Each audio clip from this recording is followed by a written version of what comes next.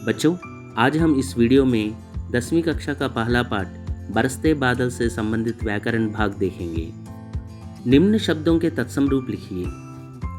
सावन, सावन का तत्सम रूप होगा श्रावण। सपना, सपना का तत्सम रूप है स्वप्न। सूरज, सूर्य। धरती, धरित्री। मोर, मयूर। रात, रात्रि। वर्षा, बरखा। निम्न शब्दों के तद्भव रूप देखेंगे। गण, समूह। वारी, पानी। चंद्र, चांद। आकाश, आसमान। दिवस, दिन। मृत्तिका, मिट्टी। अंधकार, अंधेरा। पुष्प, फूल। नृत्य, नाच। पत्र, पत्ता। क्रिया विशेषण शब्द पहचानिए। आसमान में बादल झमझम बरसते हैं। इस वाक्य में झमझम क्रिया विशेषण होगा, क्योंकि बादल कैसे बरसते हैं? झमझम बरसते हैं, तो इसलिए झमझम क्रिया विशेषण है। अचानक बारिश शुरू हो गई। बारिश कैसे शुरू हो गई? अचानक शुरू हो गई, तो इसलिए इस वाक्य में अचानक क्रिया विशेषण है। आप आगे देखिए, तो कहाँ देखिए? आगे देखिए। आगे जो है क्रिया विशेषण है। हिंदी अक्षरों में लिखिए। 20, 20, 23, 23, 1900, 1900, 1977, 1977। कारक पहचानिए। चमचम बिजली चमक रही रे, उर डैश घन डैश। చంచం అని మెరుపు మెరుస్తున్నది, హృదయము డాష్ మబ్బు డాష్। హృదయములో మబ్బు యొక్క, तो लो लोपला, लो लोपला के लिए में कारक चिन्ह का प्रयोग करते हैं। तो योक्का, तो यहाँ पर संबंध कारक है, तो घन के रहेगा। चमचम बिजली चमक रही रे, उर में घन के। चलिए दूसरा देखते हैं। తరువం డాష్ బూందేం గిర్ రహీ హై, చెట్ల డాష్ చినుకులు పడుతున్నవి। చెట్ల నుండి చినుకులు పడుచున్నవి, నుండి, तो నుండి के लिए से का प्रयोग किया जाता है। अपादान कारक, तरुओं से बूंदें गिर रही हैं। मेरा मन वारी डैश धार पकड़कर झूलता है। मेरा मन ना मनस्सु, वारी అంటే నీరు, డాష్ ధార్ ధార, పకడ్కర్ పట్టుకొని, झूलता है ఊగుతున్నది। तो వారి అంటే నీటి యొక్క ధార, యొక్క, तो इसलिए की का प्रयोग होना चाहिए। मेरा मन वारी की धार पकड़कर झूलता है, क्योंकि धार जो है स्त्रीलिंग शब्द हैं, इसलिए यहाँ पर की का प्रयोग होना चाहिए। मिट्टी डैश कनकन डैश कोमल अंकुर फूट रहे हैं। మట్టి డాష్ కనకనము డాష్ కోమలమైన అంకుర్, అంకుర్ మానే మొలకలు, फूट रहे हैं, फूट रहे हैं మొలకెత్తుచున్నవి। इस वाक्य का अर्थ तेलुगु में देखेंगे तो మట్టి యొక్క కనకనము నుండి, सो मट्टी योक्का, योक्का के लिए का, के, की का प्रयोग किया जाता है। तो यहाँ पर कनकन जो है वह पुंलिंग शब्द है, तो इसलिए आगे जो है तो के का प्रयोग होना चाहिए, क्योंकि कनकन के बाद जो है से का प्रयोग हुआ है। किसी वाक्य में अगर उस शब्द के बाद कोई कारक चिन्ह का प्रयोग हो, तो उसके आगे का संबंध कारक जो होता है तो वो के में बदल जाता है। तो यहाँ पर इसलिए मिट्टी के कनकन से कोमल अंकुर फूट रहे हैं, से रहना है। ओके जी, मिट्टी के कनकन से कोमल अंकुर फूट रहे हैं। फिर आए जीवन डैश सावन मन भावन। फिर आए మళ్ళీ మళ్ళీ రావాలి, జీవన్ జీవితము, సావన్ మన్ భావన్ మనసు దోచుకునే శ్రావణ మాసము। జీవితములో लो लोपला के लिए में का प्रयोग होना है, इसलिए फिर आए जीवन में सावन मन भावन। अच्छा बच्चों, आगे का रोमन देखेंगे। समास विग्रह करके समास का नाम लिखिए। इंद्रधनुष, इंद्र का धनुष, यह संबंध तत्पुरुष समास होगा, क्योंकि इसमें ధనుష్ जो है दूसरा పద है. రెండవ పదము ప్రధానంగా ఉండి రెండు పదాల మధ్య కారక చిహ్నం లోపిస్తే దానిని తత్పురుష సమాసము అని అంటారండి. ఇంద్రధనస్సు, ఇంద్రుని యొక్క ధనస్సు. ఈ ఇంద్రధనస్సు అన్నప్పుడు అందులో యొక్క అనేది లోపించింది, ఇంద్రధనస్సు అయింది. సో इंद्र का धनुष, इंद्र धनुष. तो इसलिए यहाँ संबंध तत्पुरुष समास होगा. मन भावन, मन को भाने वाला. इस पद में भी अगर हम देखेंगे तो मन भावन में को जो कारक चिन्ह है उसका लोप हुआ है, तो इसलिए यहाँ कर्म तत्पुरुष समास है. तो को कारक चिन्ह जो है, को कर्म कारक है, इसलिए उसका लोप हुआ है, इसलिए यहाँ कर्म तत्पुरुष समास है. पेड़ पौधे, पेड़ और पौधे ద్వంద్వ సమాస్. పేడ్ పౌధేలో రెండు పదాలున్నాయి. ఒకటి పూర్వపద్ అంటే పేడ్, రెండవ పదం అంటే ఉత్తరపద్ పౌధే. ఈ రెండు పదాలు ప్రధానమైనవే. వీటిని విడదీసినప్పుడు ఔర్ అథవా యా అనే పదాలు మధ్యలో వస్తే అది ద్వంద్వ సమాసం అవుతుంది. పేడ్ పౌధే, పేడ్ ఔర్ పౌధే ద్వంద్వ సమాస్. పశు పక్షి, పశు పక్షి ఈ రెండు పదాలు ప్రధానమైనవేనండి. అందుకు ఇది పశు ఔర్ పక్షి, కాబట్టి ఇది ద్వంద్వ సమాసము. సంధి విచ్ఛేద్ కీజియే. పరమానంద్, పరం ప్లస్ ఆనంద్ यानी दीर्घ संधि. परम आ प्लस आनंद, आ प्लस आ दीर्घ हो गया, आ परमानंद. तो यह दीर्घ संधि है. आ इ ई उ లకు వాటి సవర్ణాలు హ్రస్వాలు కానీ దీర్ఘాలు కానీ పరమైనప్పుడు దీర్ఘం ఏకాదేశం అవుతుంది. ఉదాహరణకు ఆ ప్లస్ ఆ ప్లస్ ఆ, ఈ విధంగా ई प्लस ई प्लस ई. तो इसमें परमानंद परम आ प्लस आ दीर्घ हो गया, तो इसलिए यह दीर्घ संधि है. परमानंद. प्रत्येक, प्रति प्लस एक, ई प्लस ए, ये हो गया, यह यन संधि है.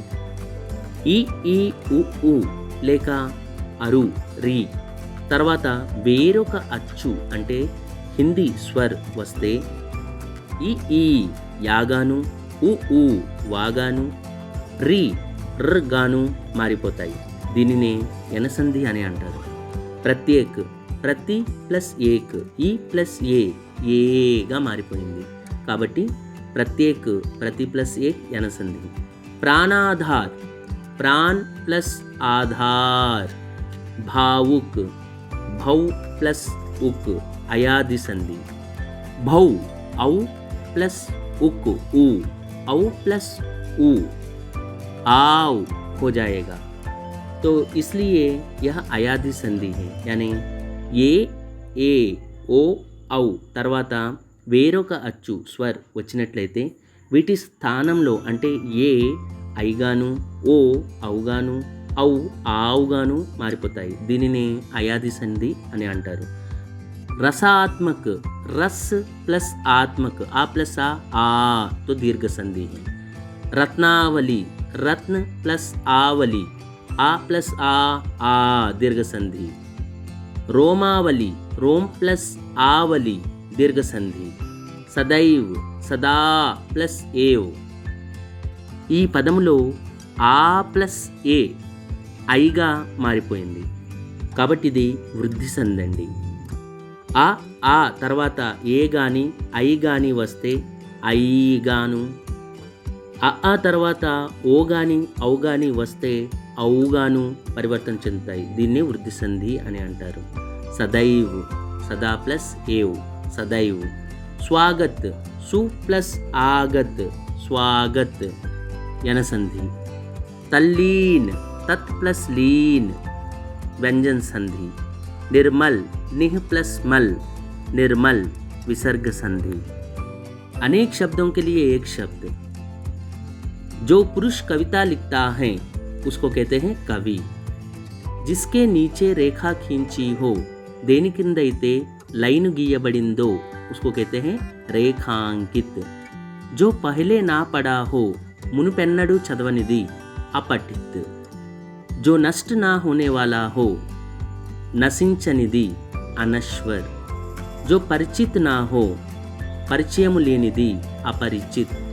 మన్కో భానే వాలా, మనసుకు నచ్చేది మన్ భావన్. పులకిత్ కర్నే వాలా, పరవశింపచేసేది పుల్కావలి. ముహావరే కా అర్థ లిఖియే. గాగర్ మే సాగర్ భర్నా, సంక్షేప్ మే బహుత్ కుచ్ కహ్ దేనా, అంటే తక్కువలో ఎక్కువగా చెప్పడం. ఆంఖ్ భరానా, అశ్రు నికలానా, అంటే కన్నీరు రావడం. కాంతోం తలే ఉంగ్లీ దబానా, ఆశ్చర్యచకిత్ హోనా, ఆశ్చర్యచకితులవ్వడం. కాన్ పర్ జూనా రేంగ్నా, తనిక్ భీ ధ్యాన్ నా దేనా, కొంచెం కూడా దృష్టి పెట్టకపోవడం. హృదయ్ ఛూనా, బహుత్ అచ్చా లగ్నా, చాలా బాగా అనిపించడం. టూట్ పడ్నా, తేజీ సే ఝపట్నా, టు అటాక్ సడన్లీ. హాత్ లగ్నా, ప్రాప్త్ హోనా, పొందుట. లింగ్ బదల్కర్ పూరా వాక్య లిఖియే. మోర్ నాచ్ రహా హై.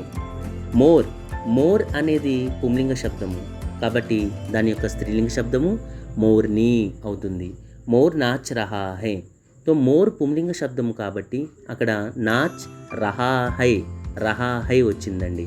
కాబట్టి అది కూడా మార్చాలి కాబట్టి మోర్ని నాచ్ రహీ హై. కవి కవిత లిఖతా హై.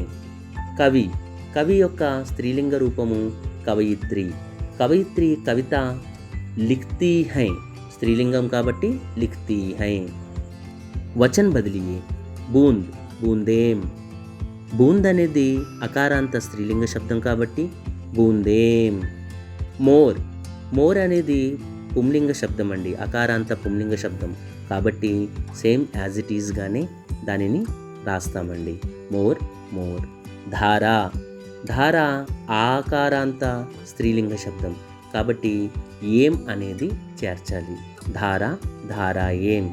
ఝూలా, ఝూలా ఆకారాంత పుంలింగ శబ్దం కాబట్టి ఏకారంగా అది పరివర్తన చెందుతుంది. ఝూలా, ఝూలే. తరు, ఉకారాంత పుంలింగ శబ్దం కాబట్టి సేమ్ యాజ్ ఇట్ ఈజ్గానే తరు, తరు. భవిష్యత్ కాల్ మే బదలియే.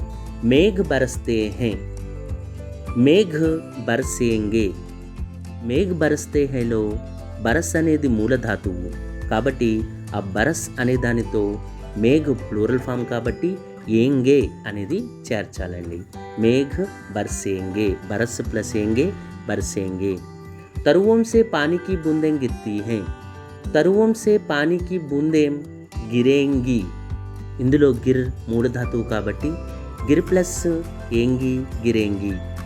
పానీకి బూందేం, బూందేం అనేది స్త్రీలింగ శబ్దం, స్త్రీలింగం కాబట్టి ఇక్కడ గిరేంగి, ఏంగి అని రావడం జరిగింది. బచ్చే ఖుషీ సే ఇంద్రధనుష్ దేఖ్తే హై. బచ్చే ఖుషీ సే ఇంద్రధనుష్ దేఖేంగే.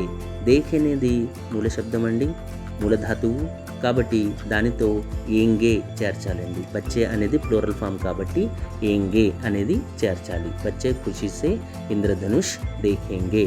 बादलों से प्रकृति में नूतन शोभा आती है. बादलों से प्रकृति में नूतन शोभा आएगी. ఆ అనే మూల ధాతువుతో ఎగి చేర్చడం జరిగిందండి. నూతన్ శోభ, శోభ అనేది స్త్రీలింగ శబ్దం కాబట్టి ఎగి అనేది చేర్చడం జరిగింది. శోభ ఆయేగి. శుద్ధ కీజియే. వహ ముझे देखा तो घबरा गया. ఈ వాక్యం పాస్ట్ టెన్స్లో ఉందండి కాబట్టి దేఖా అనేది సకర్మక క్రియ కాబట్టి వహ అని రాకూడదు, ఉస్నే అని రావాలి. నే ప్రయోగం రావాలి కాబట్టి వహ ప్లస్ నే ఉస్నేగా మారుతుంది. ఉస్నే ముझे देखा तो घबरा गया. मैं किताब पढ़ा हूँ. मैंने किताब पढ़ी है. ఈ వాక్యం కూడా భూతకాలము కాబట్టి పడనా అనేది సకర్మక క్రియ కాబట్టి సకర్మక క్రియ వచ్చినప్పుడు కర్తతో పాటు నే అనేది వాడబడుతుంది, నే ప్రత్యయాన్ని. సో నే ప్రత్యయం వాడినప్పుడు మైనే కితాబ్ పఢీ హై. కితాబ్ స్త్రీలింగం కాబట్టి పఢీ హై అని వచ్చిందండి. రాజు రోటీ ఖాయా. ఈ వాక్యం కూడా భూతకాలం.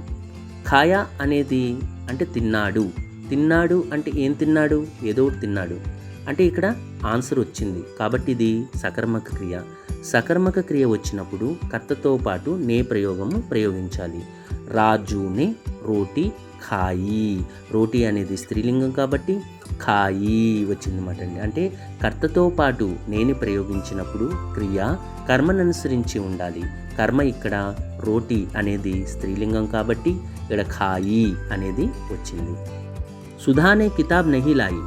ఇది భూతకాలమే కానీ లా అని వచ్చినప్పుడు నే ప్రయోగం అనేది రాకూడదండి. లా బోల్ భూల్ లగ్ సక్ చుక్ అని వచ్చినప్పుడు నే ప్రయోగం అనేది వాడబడదు. సుధా కితాబ్ నహీ లాయి అనాలి. ఆప్ ఖాయే కి నహీ రాంగ్. ఈ వాక్యం పాస్ట్ టెన్స్లో ఉంది. ఆప్నే ఖాయా కి నహీ పాస్ట్ టెన్స్లో ఉంది కాబట్టి నే ప్రయోగం. ఖానా అనేది సకర్మక క్రియ కాబట్టి ఆప్నే ఖాయా కి నహీ అని ఉండాలి. ఉపసర్గ పహచానియే. సుకవి సు, अलंकार अलम, उत्साह उत, अत्यंत अति, आकांक्षा आ, निर्मल निर, प्रकाश प्रा, संतोष सम. प्रत्यय पहचानिए. झूला आ, चमक अक, पुलकित इत, छलक अक, सुहावना अवना, कविता ता, अंकुरित इत.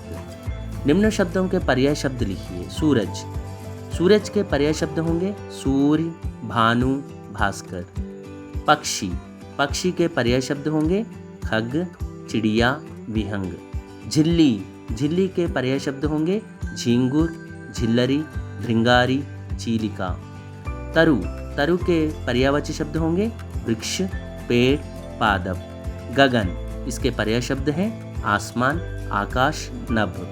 घन, इसके पर्याय शब्द हैं मेघ, जलद, अम्बुद. विलोम शब्द.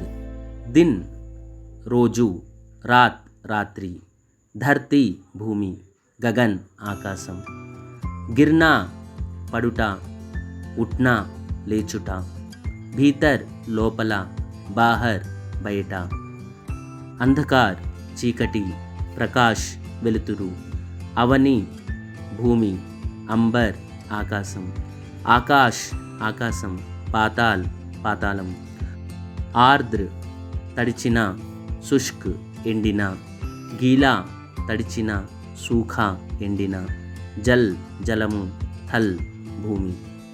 సంజ్ఞా శబ్ద పహచాను. బాదల్ ప్రకృతికి శోభ బడాతే హై. వాక్యంలో సంజ్ఞాపదాలు ఏమేంటండి? బాదల్, प्रकृति, शोभा. वर्षा के समय प्रकृति की सुंदरता देखने लायक होती है. ఈ వాక్యంలో వర్ష, ప్రకృతి, సుందరత. దాదుర్ టట్టర్ కర్తే ఝిల్లి ఝంఝన్. ఈ వాక్యంలో సంజ్ఞాపదాలు ఏమై ఉంటాయి? దాదుర్, ఝిల్లి. సర్వనామ శబ్ద పహచాను. మీఠే గీత్ కౌన్ గాతీ హై. ఈ వాక్యంలో సర్వనామ పదము కౌన్. इनकी प्रमुख रचनाएं हैं वीणा, ग्रंथि, पल्लव आदि. ఈ వాక్యంలో సర్వనామ పదము ఇన్కి. పకడ్ వారి కి ధార్ ఝూల్తా హై మేరా మాన్. ఈ వాక్యంలో మేరా అనేది సర్వనామ శబ్దం. విశేషణ శబ్ద పహచాను. इस कविता में अनुप्रास अलंकार का सुंदर प्रयोग हुआ है. ఈ వాక్యంలో సుందర్ అనేది విశేషణం. రవి ने प्रकृति पर छोटी कविता लिखी. छोटी అనేది ఇందులో విశేషణం. బాదలోं के घोर अंधकार के बीच बिजली चमक रही है. ఈ వాక్యంలో घोर అనేది విశేషణ పదము. क्रिया शब्द पहचान. वर्षा से प्रकृति का सौंदर्य बढ़ जाता है. इस वाक्य में क्रिया शब्द है बढ़ना यानी बढ़ जाना. मिट्टी के कणकण से कोमल अंकुर फूट रहे हैं. इस वाक्य में क्रिया शब्द होगा फूट रहे हैं. सब मिलकर सावन के झूलों में झूलें. इस वाक्य में क्रिया शब्द होगा झूलें. इन व्याकरण अंशों को अपने अपनी किताबों में लिखिए और पढ़िए. अच्छा बच्चों, 3 विषयों को ध्यान में रखिए. मास्क पहनना, सैनिटाइजर का उपयोग करना, एक दूसरे से दूरी बनाए रखना. अगले वीडियो में फिर मिलेंगे.